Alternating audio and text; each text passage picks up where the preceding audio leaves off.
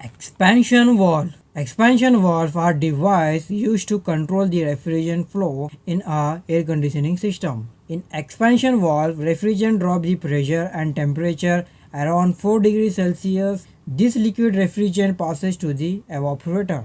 Type of expansion valve: capillary tube, automatic or constant pressure expansion valve, thermal expansion valve.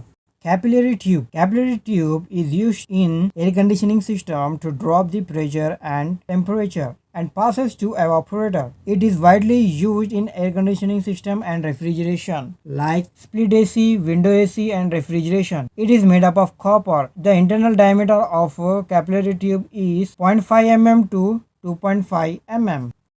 Automatic or constant pressure expansion valve. The valve have a diaphragm having spring force and atmospheric pressure acting on top of it and evaporator pressures acting below it. The diaphragm operates the needle valve. The valve maintains a constant evaporator pressure regardless of load on evaporator, and so it is also called constant pressure expansion valve. When evaporator pressure falls, diaphragm moves downwards to open the valve, allowing more liquid refrigerant to enter and thus increasing evaporator pressure till the desired pressure is reached. This pressure is by adjusting the tension of the spring with the help of adjusting screw. Diaphragm moves upward when evaporator pressure rises. This decreases valve opening and in the turns the refrigerant flow also leads to drop in the pressure till the desired valve is reached.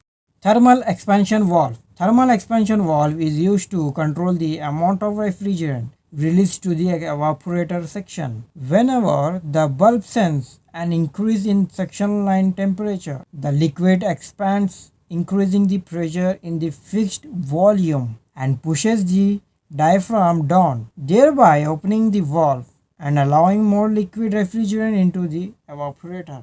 This is the thermal expansion valve.